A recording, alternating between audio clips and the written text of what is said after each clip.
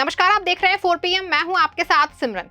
महाराष्ट्र में स्वरा भास्कर के पति फहद अहमद के साथ बड़ा खेल कर दिया गया है। ये खेल किसके इशारे पर किया गया है ये तो आप सब जानते हैं, लेकिन स्वरा भास्कर के पति फहद अहमद ने एक वीडियो जारी करके इसका खुलासा करते हुए ईवीएम पर बड़े सवाल खड़े कर दिए हैं। हालांकि महाराष्ट्र में जिस तरह से नतीजे आ रहे हैं उससे महाविकास अघाड़ी पहले से ही बहुत परेशान है, क्योंकि जिस तरह से महाविकास अघाड़ी को लेकर के वहां की जनता ने उन्हें हाथों हाथ लिया था, उसके उलट वहां के नतीजे आ रहे हैं। इसके बाद से महाविकास अघाड़ी के नेता परेशान है। हालांकि संजय राउत ने तो मीडिया के सामने आकर ही नतीजों पर सवाल खड़े कर दिए हैं और बीजेपी पर बड़ा आरोप लगा दिया है कि अब उनके ही दावों पर फहद अहमद ने भी मुहर लगाते हुए ईवीएम पर सवाल खड़े कर दिए हैं। महाराष्ट्र में विधानसभा चुनाव 2024 के परिणाम लगभग सामने आ गए हैं। राज्य में भाजपा, शिवसेना और एनसीपी की महायुति ने प्रचंड जीत हासिल कर रही है।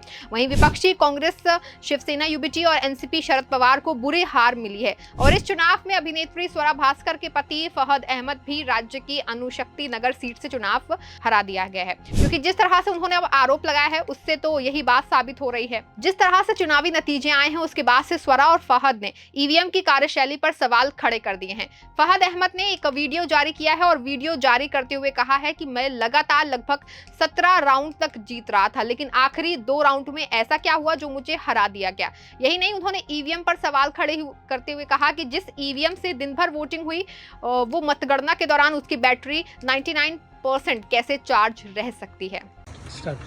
मेरा नाम फहद अहमद है।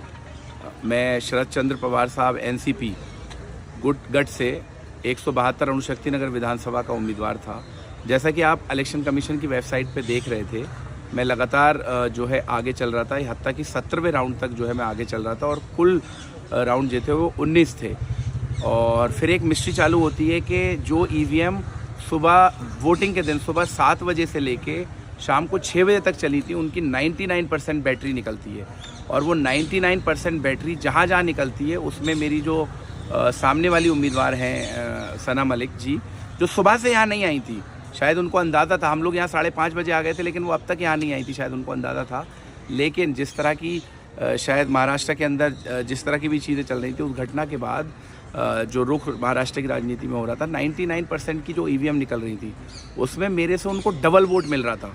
और बूथ पे वो मुझसे पीछे चल रही हैं, लेकिन जैसे ही कोई भी ईवीएम खुलती है जिसमें 99% बैटरी है, उस ईवीएम को कहीं ना कहीं किसी ना किसी तरीके से उसमें डबल ट्रिपल का मार्जिन सना मलिक जी लेके चल रही हैं। ये बहुत ही चिंता का विषय है।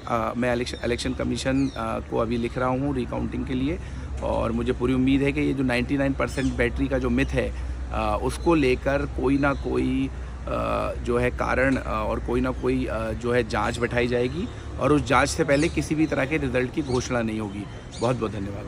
दरअसल चुनाव में एनसीपी की उम्मीदवार सना मलिक को 49,341 वोट मिले हैं और उन्होंने मात्र 3,378 वोटों से उनकी जीत घोषित हुई है। एनसीपी शरद पवार गुट के उम्मीदवार फहद अहमद दूसरे नंबर पर रहे और उनको 45,963 वोट मिले। तीसरे नंबर पर मनसे के आचार्य नवीन विद्याधर रहे, जिन्हें 48,362 वोट मिले। फहद के अनुसार वो 17 राउंड तक वो आगे चल रहे थे, लेकिन आखिरी के 2 राउंड में वो नतीजे आए, वो हार गए। ईवीएम में उनके वोटों के जो जस्ट है वो डबल आए। स्वरा भास्कर ने भी अपने पति फहद का साथ देते हुए ईवीएम पर सवाल खड़े कर दिए हैं। सोशल मीडिया की साइट एक्स पर पोस्ट करते हुए लिखा कि पूरा दिन वोट होने के बावजूद ईवीएम मशीन 99% कैसे चार्ज हो सकती है, इलेक्शन कमीशन जवाब दे। वहीं फहद ने कहा कि 16वें राउंड के बाद और सभी राउंड में लगातार बढ़त के बाद 99% चार्ज हो चुकी ईवीएम मशीनें खोली गई और बीजेपी समर्थित एनसीपी के अजित पवार उम्मीदवार ने बढ़त बना ली। उन्होंने कहा कि ये हेरफेर है। हम 16, 17, 18 और 19 राउंड की दोबारा गिनती की मांग करते हैं।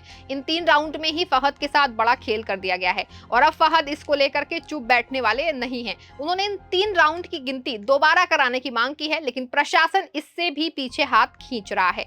बता दें कि अनुशक्ति नगर सीट पर मुख्य मुकाबला शरद पवार गुट की एनसीपी एसपी और अजित पवार गुट की एनसीपी के बीच था। एनसीपी एसपी ने एक्ट्रेस स्वरा भास्कर के पति फहद अहमद चुनावी ताल ठोक रहे थे, तो वहीं भतीजे की एनसीपी से यहां से वर्तमान विधायक और दिग्गज नेता नवाब मलिक की बेटी सना मलिक मैदान में थी। नवाब मलिक इस सीट से 2 बार विधायक रह चुके हैं, लेकिन इस बार फहद अहमद ने जिस तरह से चुनाव लड़ा उससे कहीं ना कहीं नवाब मलिक को अंदर तक हिला दिया।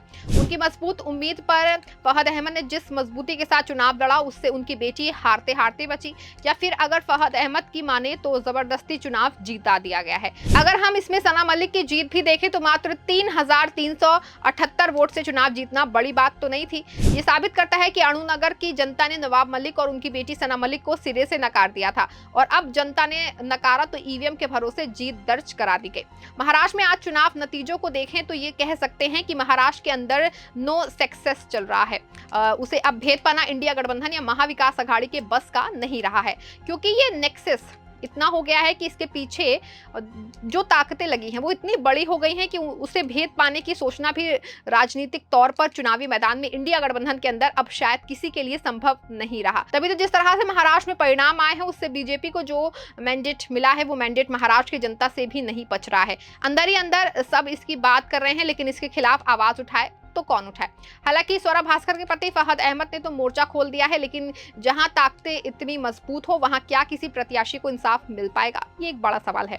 महाराष्ट्र के विधानसभा चुनाव के परिणाम जो अब निकल के आ रहे हैं वो ना सिर्फ चौंकाने वाले हैं, बल्कि महाराष्ट्र की सियासत को बदलने की दिशा में ले जाने वाले हैं। ये एक ऐसा हवा का झोंका है जिसे महाराष्ट्र के अंदर से बीते 60 वर्षों की सियासत को पलट दिया। इस चुनाव ने बाला साहब ठाकरे के उस मजबूत धड़े को तोड़ दिया जिसे एक समय बाला साहेब ने हिंदुत्व के नाम पर बोया था। जिस विदर्भ में कांग्रेस का वर्चस्व हमेशा से रहा, मराठवाड़ा में जो उसने अपना वर्चस्व लोकसभा चुनाव तक बनाए रखा, वो वर्चस्व अब खत्म हो गया है। जिस शरद पवार की तूती बोलती थी वहां उनका वोट अजित पवार गुट में ट्रांसफर हो गया है, और शरद पवार की राजनीति पर भी शायद अब विराम यहीं से लग जाए। हालांकि फहद अहमद और स्वरा भास्कर ने अणुशक्ति नगर सीट पर इस वर्चस्व को कायम रखने के लिए पूरी ताकत झोंक दी थी और तगड़ी लड़ाई लड़ी। स्वरा भास्कर ने अकेले ही इस सीट पर जबरदस्त मेहनत की। स्वरा भास्कर ने शायद ही कोई बड़ा नेता रहा होगा उन्होंने यहाँ पर रैली ना या रोड शो ना कराया हो। स्वरा भास्कर और फहद की मेहनत को जनता ने हाथों हाथ लिया, लेकिन जब बात मशीनरी की आई वहां ये दोनों पति पत्नी हार गए। उनकी मेहनत और जनता के नतीजे बदल गए और जीतते जीतते अणुशक्ति नगर विधानसभा सीट से उनकी हार हुई। हालांकि स्वरा भास्कर ने अभी हार नहीं मानी और उन्होंने इस मुद्दे को उठाकर माहौल गर्म कर दिया है। फिलहाल आगे क्या होगा ये तो आने वाले समय में पता चल जाएगा। इस खबर में बस इतना ही। आप देखते रहें 4 PM। धन्यवाद।